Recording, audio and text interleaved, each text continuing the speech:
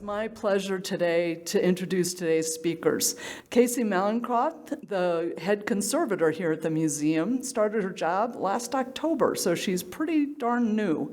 And she will give an update on the Avenir Conservation Center projects, changes, and aspirations. Along with her, we'll hear from conservator Megan Salas and IMLS conservator.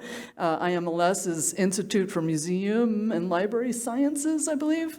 Conservator Katie Kaspari will talk about the IMLS grant-funded project to study the Northwest Coast collection. And after this update, you're invited downstairs to tour the conservation lab if you have the time to do so. And they will discuss and show you the work in progress. And I can tell you, I took a peek, and there are some beautiful things to see down in the conservation lab today. So I highly recommend taking advantage of that. So without further ado, let's welcome Casey.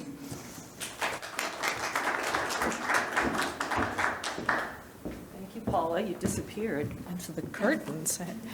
I am going to take a moment to acknowledge respectfully that the Denver Museum of Nature and Science is located on the traditional homelands of the Arapaho, the Cheyenne, the Ute Nations, and people.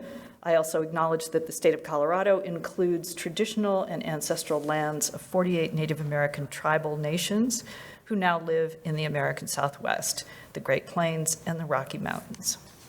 Anyway, it's nice to be talking to people. Please don't hesitate to come on down.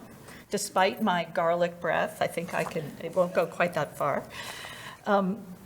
As Paula said, I'm Casey Malincroft, but I've been here for 7 months, and the Avenir Conservation Center gift was received about 18 months ago. So if you think about the people who visit the museum, you can sort of visualize an 18-month-old and then then visualize an 8-month-old, and you can sort of have a model of the fact that we're in very much in the inception of this process, of this marvelous thing. And as Paula said, I'm going to bring you up to date. Katie and Megan are going to tell you the fun part, and then we're going to go downstairs and look at things. I wanted to first introduce my colleagues, so Megan and Katie, but also Steve Nash, who's the Senior Curator of Archaeology and the Director of Anthropology, who has really championed this project, who's been, I came on it well after it started, and so Steve is really responsible for getting it going in the way it has. And Michelle Coons, who is not here, and I think maybe Chris Petrello is here, but if not, I'll get after him later for not being here. But and the importance of mentioning them is that as we've come together as a group, really under Steve's leadership, we've developed a kind of steering committee to help us figure out how to set our priorities, to set our mission and vision, and to really figure out how we can be a part of the museum in all ways and really live up to the responsibility and the gift of this great gift that was given for conservation at DMNS. And I'm saying that with the assumption that everyone here knows that happened. But first, I'm going to ask, is anyone here a museum visitor today? Everybody's a staff member. Okay, so I can make some assumptions. Sorry, technology problem. One of our primary first steps was, or not first steps, but early steps as a group, was to establish a mission and vision. These are flexible. We'll need to change them as we evolve and as the museum's strategic plan evolves. Something that I know is missing right now is sustainability, which is certainly important to the museum, but it's also the top concern for our professional institution, the American Institute for Conservation, and something that we sort of I kind of take for granted, but we can't as museum professionals. And give you a chance to look at this for a second, because it really is important to what we want to do. Excellence in what we do and opportunities to really broaden and deepen the field of conservation and museum work by providing genuine opportunities for people to be part of this community of of the museum world. But what do we do? I know we'll get to pictures of the artwork and the objects soon, but I know I'm inundating you with words. The primary thing that conservators do in our lab is document, study, analyze. We investigate, although I wrote investige here, so I don't know quite what that is, but it's in the family of investigate. We are really deeply committed to collaboration with our colleagues here and with the communities from which the objects that we study and we care for came, and with the community at large, and really trying to build that out. And through mentoring and teaching, we are committed to doing research that is peer-reviewed and published as well. And I'm adding this from our mission and vision, join the forward-thinking people and organizations that model the changes that we embrace. And on that note, there was a project that the American Institute for Conservation and the National Endowment for the Humanities and the Foundation for the Advancement of Conservation, as you see, have been working on for the last 3 years, and it's just coming to its conclusion, or not really conclusion, but to the point where these 9 areas of necessary focus and work in the field have been really studied in depth and by people who are really quite senior and quite junior from conservation and not from conservation, to build a set of priorities and ethical directions that we feel very aligned with and are very important to our work. And the print is small, but I can follow up with anyone who wants to know more about it.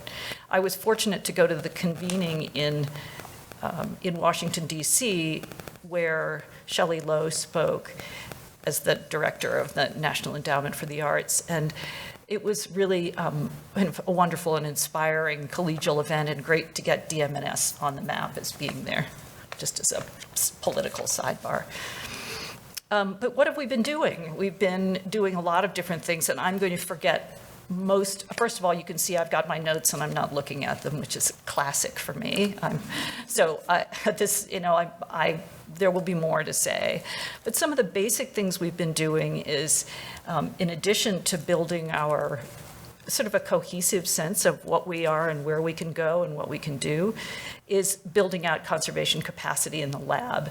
And the importance of that is it really facilitates our doing research that is of merit, that we can share with our colleagues at peer institutions. When we bring in fellows and interns and staff members who are either in the field already or rising in the field, they will have the capacity to do the depth of work that they need to really grow and to really contribute to the field. So we've improved our imaging capacity through photography, and we've increased our analytic resources, and I'll get into that a little bit. We've increased conservation staff, and we're going to be doing more of that. And we've developed kind of a textile-related project that I hope will be a model. We'll have a lot of, we'll learn a lot from it, but of what we can do here, because we have these brilliant collections in anthropology that have been understudied in many ways, as what their material needs are, what their materials are, what their cultural relations are. And when Katie and Megan talk later, they're going to address some of that a bit. But we just have these brilliant, beautiful opportunities. And so we're hiring a textile conservator because we have a rich resource in textiles. And we've put together a textile advisory group of 5 people, 3 very accomplished, really people I admire very much in the field of conservation, who are experienced in working with the kind of textile collections we have, Adine Weaver, and a Peruvian textile specialist who is a colleague of Michelle's, but who is also known by, unbeknownst to me, to the conservators. So they're going to be coming to the museum, but they're also going to be available to help us guide our development of a textile program and develop a research project that will be a multi-year study of the textiles of the Americas, from the archaeological textiles of South America, northern South America, up through through Central America and Mexico, and into the Southwest United States, progressing over time and geology and geography and cultural history. So I'm looking at Chris, who's here. Hi, Chris. Chris Petrollo, he and Michelle and Megan and I have worked together, and Steve, to kind of create what the foundation of this research project is going to be. And it will be really a broad study that's the conservation curatorial research project. And it will be evolving over time. So that was a lot of, I forgot to set my timer. Somebody tell me when I've been talking too long. Of the things we've been developing, our resources, one of the capacities of photography we've developed is reflective transformation imaging, and thank you, Rick, for helping us out with that. This is an image of Katie and Megan imaging one of the coppers, one of the Kwakwaka'wakw objects that's in our collection. Sorry, I keep wanting to push the wrong button here. We acquired a portable XRF, X-ray fluorescence spectrometer, which allows us to do elemental analysis. And a great thing about this machine, among many others, is that it's non-destructive. And so we can, no sampling is required. Having a portable unit, we can take it to the object, take it into the galleries, or take it in the field. Actually, Megan hopes to take it to Peru this summer when she goes down to work with Michelle on the Peñamarca project. And it also is really important in identifying heavy metal pesticides that are residual on a lot of organic materials and Native American and indigenous collections, to use words that I need a better set of adjectives for. But a lot of pesticide use historically has poisoned objects. So we need to be very, very careful whether we're handling them, and certainly if we're loaning them or if we're inviting members of the community in to collaborate with us. We want them to be able to handle materials. We're really not we have moved beyond the school of thought that is only a very select group can touch. It's not our business to stop people from touching. Stop them from breaking, yes, but not touching. So Katie's identifying the paint and possible pesticides on this hat, which I'm looking at it, but yeah.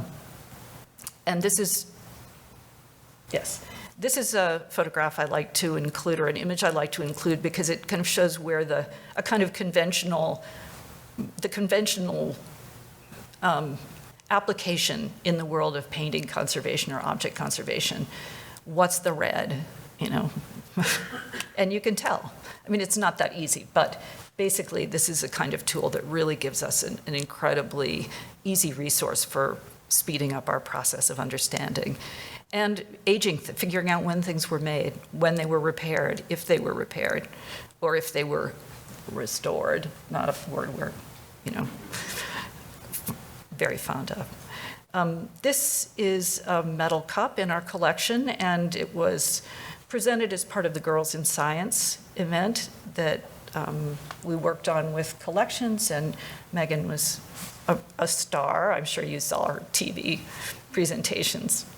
I wish I had it to show you again, but we were able to use the XRF to identify the metals, and I better show you that, in a very graphic way, which is kind of nice for people who are just learning. It's like, okay, this is what this is made of. It's not silver. It looks silver. I think it says in EMU that it's silver, but we were able to clarify that in a very graphic way.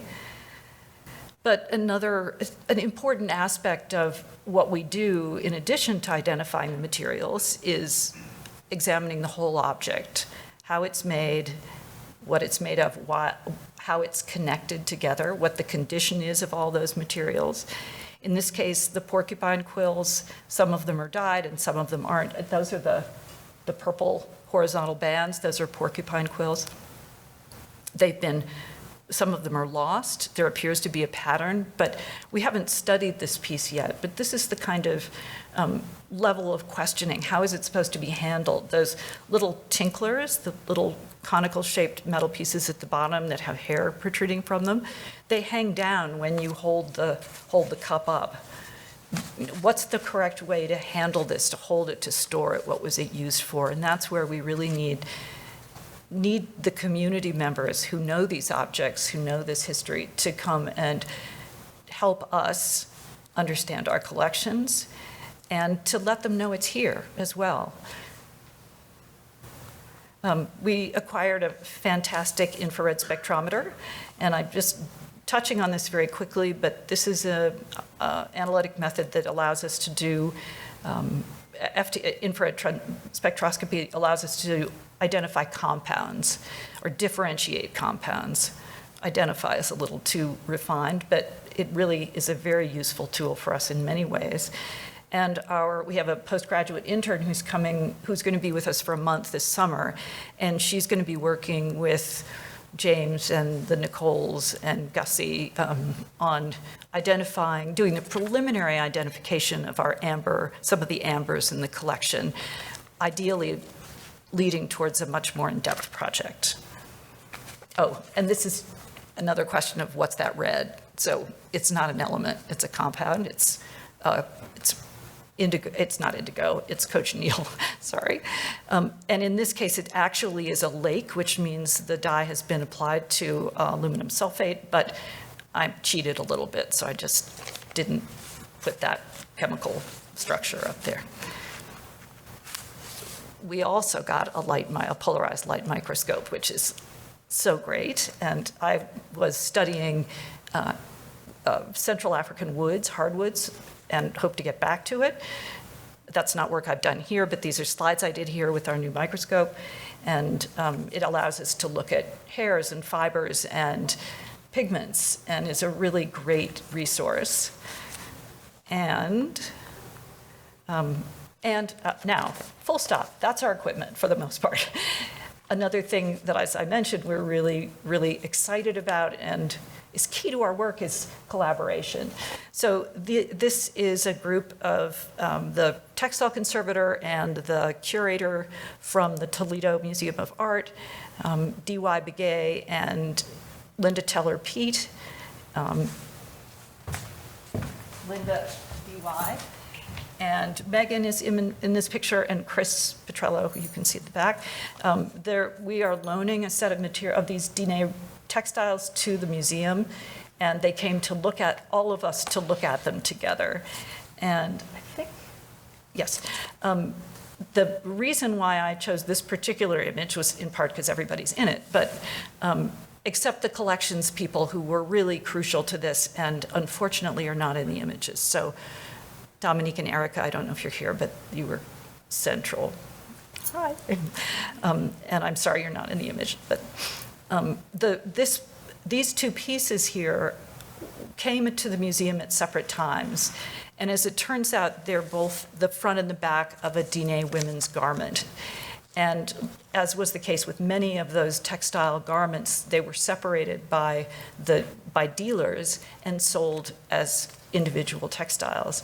And so it's extraordinary that the museum was actually able to acquire both of these at different times. But also in talking with D.Y. and Linda, we learned some things that we wouldn't have, of course, otherwise known, which is that they should never be separated. They were made to be together, and there's a very specific way that the garments are joined. And we asked if they would be interested or willing to do that sewing or rejoining, and they said, no, that's not, we don't work on other people's weavings within our community. One of us could come and show you how to do it, or I think Linda said she would bring hers and show us how that was done, but it wouldn't be appropriate for them to get into the lane of another weaver's work. And that's the sort of information I feel so incredibly fortunate to hear. I mean, to have people trust us enough to tell us that and help us. And that's been a long and ongoing road. And I have to say shout out to Steve and to Chip Caldwell, who have really, and the museum, for letting us work in an environment where decisions have been made to really privilege the communities from which materials came and to be very, very enthusiastic and positive and help in every way in returning not only human remains and as per NAGPRA, but to really consider ownership and stewardship and what those different responsibilities are. Full stop. Another kind of collaboration we can do and will continue to do, I hope, is to work with other peer museums to learn skills we don't have or to work on objects about which we have shared interest. In this case, I went to the Virginia Museum of Fine Arts to do the technical analysis of their Fayum or Egyptian mummy portrait, which was a great opportunity for me to actually get the hands-on experience of doing the multispectral imaging, particularly of a Fayum mummy portrait, because these have been so extensively studied over the last 15 years using these different techniques that there's a lot of information that's already been accumulated that I can assist them in adding to, we at the museum can, and also learn methods that we can bring back home. And for instance, we can do, I think for you, the two left-hand images, one is visible light photography, the other one is ultraviolet light, UV light, luminescence. And then the middle one is, which we can do here quite easily, UV reflectance. We don't quite have the filter for that. And then the next filter in, the 660 nanometer, is another one, which we're, sort of something we're moving towards. And then infrared reflectance, which we can do here. But these each tell something different. So under painting, carbon paintings that are maybe hidden under the paint layer will be readable in infrared reflectance, and ultraviolet will show us the fluorescence or reflectance qualities, depending on how we're filtering it, of different materials. And the different bandwidth images can help identify certain materials. So possibly distinguish indigo, which was mixed with red to make a purple color, and in fact is the case on this garment. And this is sort of a method of study that's being advanced really rapidly now, and it's another, non-destructive technology. And then X-ray. I would love for us to get an X-ray. I think there are other members of the science community, science department, who could really benefit from having an X-ray unit here. This is the X-ray of this, sorry, yelling into the microphone, X-ray of the portrait. So we can see the paint strokes, we can identify different materials, where the lead is a much denser paint, so that stands out as white, or that at least it's an indicator. You put, of course, as scientists, everybody knows, you put as many things together to get to a possible conclusion. We learn about the quality of the wood. I think I said repairs, damage. But, sorry, but this is, sorry, this is something that is a really great tool for conservators in understanding the structure of objects, from metal and how it's made to a mask, an object. I was thinking of the whistles that the Kwakwaka'wakw community, when they were visiting, you'll hear more about that, really wanted to know how things were made. And we're not going to take things apart, but we really want to help restore knowledge of how things are made. And if we're exhibiting them, we need to know what their structure is. So what will we be doing? Professional development is something I can really focus on because we're doing so much of it. We've already had an XRF training, and we invited our Denver Art Museum colleagues to join us, which was, great. We didn't require that they pay, or, it was really just, we are all in the same boat here. We really have this, the more people who are asking these questions, the richer our community is going to be. And we are having an FTIR, micro FTIR training in the end of June, and again, our Denver Art Museum colleagues are going to be joining. And I'll go to the next one and then I'll make a comment. We are also hosting a modular cleaning program workshop in October, and this is it's a very sought after and very important workshop for conservators and some adjacent fields, but it was developed by Chris DeVrutis, who's going to be here, and it's a full week, so it's really quite intensive. And it's, usually organizations charge for it. We are able, because thank you to the Avenir Conservation Center gift, we're able to underwrite that, which means that we currently have attendees who are coming, assuming they can get their visas, but from India and Turkey and 9 states and Puerto Rico. And Denver is a great place to come, so that makes it easier. But it really is a wonderful way of us sharing our resources, learning. We're going to benefit from them being here, and really putting the museum a bit more on the conservation and the science and the generosity map as colleagues who really want to help. And I guess I didn't point out, but of the people who are attending, there is a wide range from very experienced professionals to students. And more of what we'll be doing, we're going to be working with Chris and with exhibitions and our really fantastic colleagues in collections who are extraordinary. And I mean, if I had to be a registrar and a collections manager, it would be the end of the world. That would be it. So I am in deep respect for but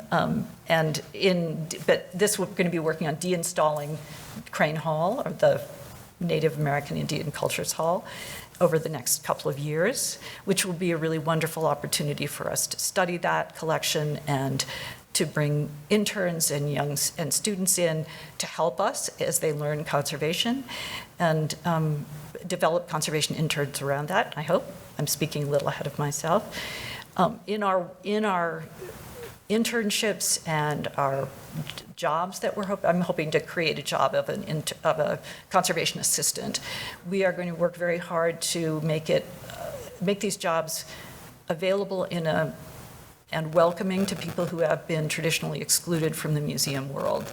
And that is something that a lot of our colleagues are working toward. So I may be turning to all my colleagues for help in making a job, a position where perhaps they can come work with Frank for a week on something, or with collections. So this is me, talking a little bit out of the top of my head, but we have some amazing opportunities here that many, many museums either don't have or wouldn't want to provide. So I'm very proud of that too.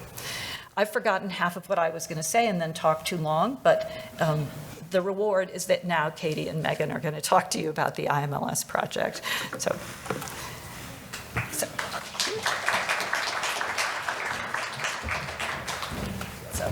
this is Megan Salas, who's the conservator, and Katie Kaspari, also a conservator, and who's specifically working on the IMLS project. And here's the advancer. Thanks. So, hi everyone. A lot of you have probably heard something about this project from me before, but I did want to highlight, so this was before the Avenir Conservation Center received the big gift. This was a grant project that had already gotten started, but with the additional funding from the gift, we've been able to add to this project in important ways, and probably the most important way is allowing more tribal reps to come as part of the visits that are central to this project. The grant only has funding for 2 for each visit to come, but we've been able to add to that. And that's some of the feedback that we received early on in our visits was it would be great if more people could come and see this stuff and participate in this project. So for those of you who don't know, this is an IMLS-funded project where we are looking at about 700 objects from 5 different communities on the Northwest Coast. It's a conservation survey project, so that means items come into the conservation lab, and what is a very routine part of our work as conservators is we do a physical assessment and determine what things are deteriorating, damaged, might need to be stabilized, et cetera. But what sets this project apart from, I would say, very kind of standard conservation practice is the desire to really invite community members in from these groups and help us make decisions together. Those decisions can look like the right way to store something, how to treat something, how to repair something, to return something to the community. So it's been a really amazing project, and let me see, just a short little timeline. So we've had several visits. At the bottom here is Raven LeBlanc. She's from Haida Gwaii. At the top is Hans Chester. He's Tlingit. So these were some of the early visits for the project, and these visits usually involve representatives coming for about a week. We spend 3 days at the museum looking at objects really closely together. Usually my role, or our role now, is pointing out areas that we're worried about because they might show deterioration or damage, and we share with these representatives how we might approach this as conservators, but we're really interested in hearing what their feedback is on those materials and processes, and if they have suggestions or whether they don't think it should be stabilized at all. Where the project is really about being receptive to all of that feedback, because these folks, a lot of whom are artists, Raven and Hans are artists, and they know these objects and these materials in a lot of ways better than we do. So this project has also involved internships and teen science scholars. So on the bottom there are 2 of our teen science scholars from last year, and they're actually working to stabilize a Tlingit mat, and this was the result of kind of a decision-making process that we went through with Harold and Hans about this mat that's very severely deteriorated, how we should care for it, what we could do to make it a little bit more stable. So it's been a nice way to invite younger students into this project also. And then to kind of connect it with what Casey was talking about all the technical kind of capacity that we're building. In our visits, a lot of the time, especially the last one, which Katie will talk about, these folks are really interested in some of the answers that these technical analyses can provide. Like, they want to know what the composition of the paint is. They want to understand how something was constructed. And these are things that a lot of time we can't tell with the naked eye, and that we would need that kind of advanced analysis to answer. So that photo up here, which is a photo from a publication that I presented and then published and co-authored with a lot of these collaborators, is an example of this Haida bentwood box that's very darkened, and the original design is very obscured. But with the infrared reflected imaging, and then of course with collaboration with Raven, actually, who's the one in that picture here, she was basically able to pull out the original design, at least what she interpreted as what it could have been. So we love all these technical tools just because we're like nerdy about it, but it's great when the way that we're approaching a lot of our research projects now is we ask the community, like, what questions do you have that we could help answer with these tools? And that is like way more fulfilling than just going down a rabbit hole on your own because you're curious about something. So I'm gonna hand it over to Katie Kaspari now. Hi. So I joined the team as the IMLS conservator, taking over from Megan's part of the project in January. So this is just a little summary of what we've done since then, and then a little bit of the future of the project. Excuse me. So in March of this year, we welcomed 9 representatives, 9 Kwakwaka'wakw representatives from Kinkum Inlet, British Columbia. About a third of the Northwest Coast collection has been identified in our catalogs as Kwakwaka'wakw. And of those items, about a third of those are identified as coming specifically from Kinkum Inlet. There are several additional items that are not identified that are likely from there as well, and several items that have been misidentified as coming from elsewhere or belonging to another group, which are Kwakwaka'wakw items and do come from Kinkum Inlet. So we had these 9 visitors, came from Kinkum Inlet.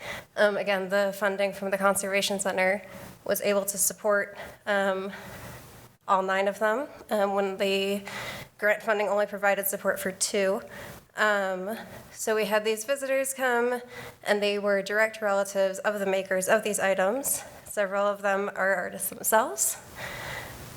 So a really important part of what we do is not just technical analysis, not just research, not just finding, damage or deterioration. But part of what we do has a human element to it, and that's connecting with the people that these items come from. So in this photo on the left, you can see Sharon Gordon, one of our participants, wearing a headdress that was carved for her great-great-grandfather, Johnny Scow. And in the image on the right, you can see Johnny Scow's son, Chief William Scow, wearing the same headdress at Queen Elizabeth II's coronation in 1956.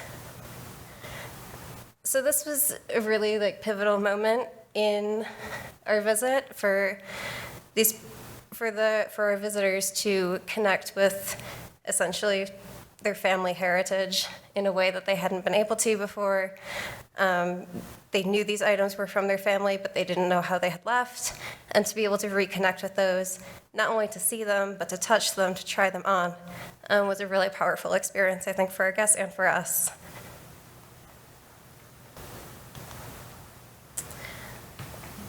Yes, yeah. And then in about 2 weeks, we'll be hosting our 6th visit.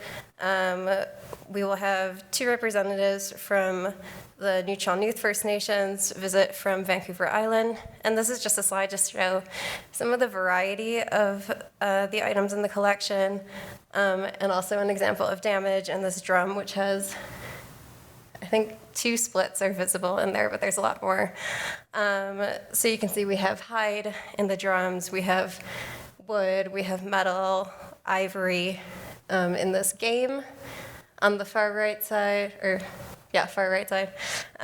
we have a carved figurine with a hat. On the bottom, we have a carved and painted headdress. And in the bottom middle, we have a hunting float that is made out of a seal stomach. So you can see there's quite a wide range of items that we treat, and just in the collection in general. So a little bit of the status of the grant. Where are we now? Where are we going? Excuse me. So far, 5 visits have taken place with representatives from 3 out of the 5 communities. So those are Haida, Tlingit, and Kwakwaka'wakw. And a 6th visit from the Nuu-chah-nulth community members will take place in a few weeks. There's about a little less than 700 items. Of those, a little over half have condition reports. 11 items so far have received some form of treatment. The majority of those have been demonstrating treatments to community members at previous visits, and then a smaller number of those have been stabilizing items because they were considered too damaged to return to storage in the condition they were in. So you can see here the sort of breakdown of items from different groups. The majority of our items, as I said, are Kwakwaka'wakw, followed by Tlingit, and then undesignated Northwest Coast, which has the lowest level of completion, but also we're kind of prioritizing the items as the visits come up. So just a little bit of data of what we learned so far. Of the items that have been assessed, about 42% are considered to be in poor, damaged, or unstable condition, requiring further treatment. Good condition essentially means that they're basically just require some dusting. And then that ranges all the way to damaged or unstable, which means they're essentially broken. Some other things we've learned is that a lot of items in our catalog have been misidentified. So about 6% of items are misidentified in terms of the culture of origin. 17% we know for sure have incorrect names, with another about 14% possibly having an incorrect name. And 4% of items we discovered were sacred, and they have since been moved to culturally sensitive storage. And I'm going to hand it back to Megan for the last slide. Okay, so that's it about the grant. And then this is our second to last slide, I think, actually. So another thing that this gift has supported for me in my role, moving off just working on the grant, one of the things that I do is provide support for exhibits, and that includes both the traveling exhibits, as well as some of a select few of the permanent exhibits. And in terms of the traveling exhibits, the conservation support that's required is often to work side by side with a registrar or conservator from the loaning institution or from the exhibit company, doing condition checks as things are unpacked from crates in the gallery, and then doing condition checks again and documentation as things are packed up to move to their next venue. So that's what I'm doing in the center picture here with the colleague from the Field Museum.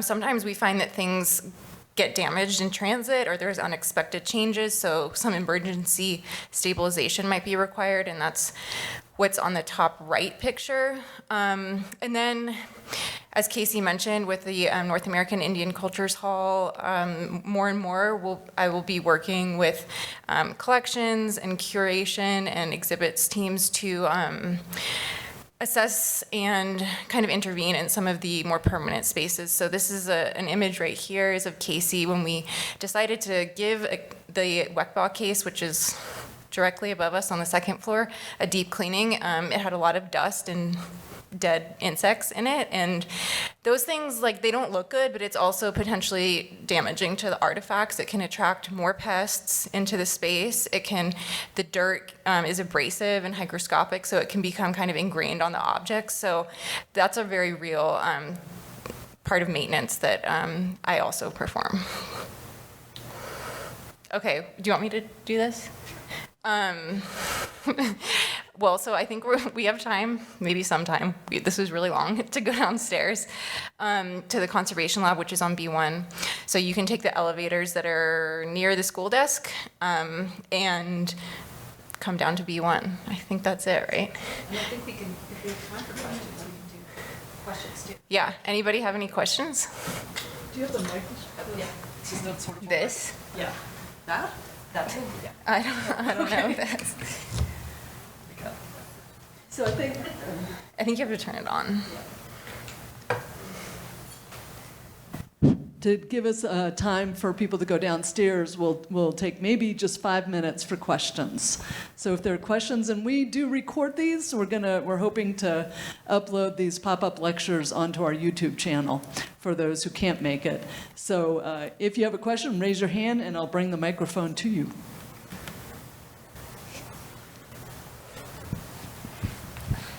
I guess we can stay. And actually, let's give them a round of applause.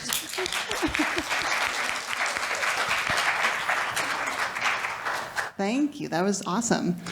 So I have a few questions, but the first one that came to mind was when Casey was talking about I think it was the Diné textiles, and the community members said, we're not going to work on this. Does that mean that you can work on it, or what's the plan? Oh, sorry. I didn't realize where the microphone was. I'll answer and then you can add to it. Yeah, that was, every object is different and has different needs, both physically and like culturally. But for that piece, they felt very strongly that they wanted the pieces back together, but they didn't want to be the ones to do it. So they were very comfortable and okay with a conservator doing that. I think, we are trying to hire a textile conservator, and that person is better at sewing and doing a lot of other textile related things than we're all objects conservators. So my guess would be like that person would be the one to do it. But yeah, and there are certain treatments though where community members, they would be the ones to actually do the treatment. And that's something that, again, it's case by case, but for example, we have like a lot of beadwork in our anthropology collection, and people that work with these tiny beads are really experts in that technology. And there's also kind of ethical, as conservators and non kind of like cultural community members, we wouldn't probably do that treatment in terms of re-adding beadwork, but that might be something that's appropriate for a community member to do. And I mean, obviously we're not going to force anyone to do anything that they don't want to do, so. Other questions? We have time for one or two more.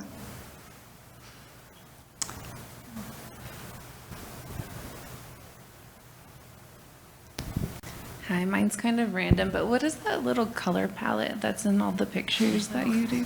I was just curious what the purpose of that I'm is. going to take that because Rick just laughed, so you can answer for sure. We document everything. We have methods of systematically documenting things with photography. At the beginning, during, if necessary, and after any treatment, or creating conservation condition photographs.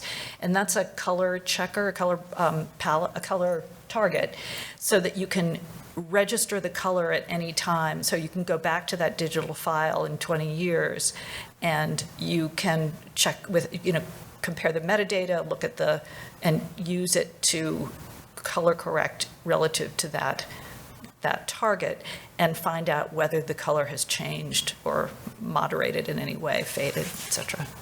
Yeah. Any other questions? If not, let's give them another round and let them leave so that they can get down to B1 before you do. Thank you all. Take my useless notes. So go ahead and head down to Avenir if you'd like to see the Conservation Center. There's some beautiful objects there, so I highly recommend it.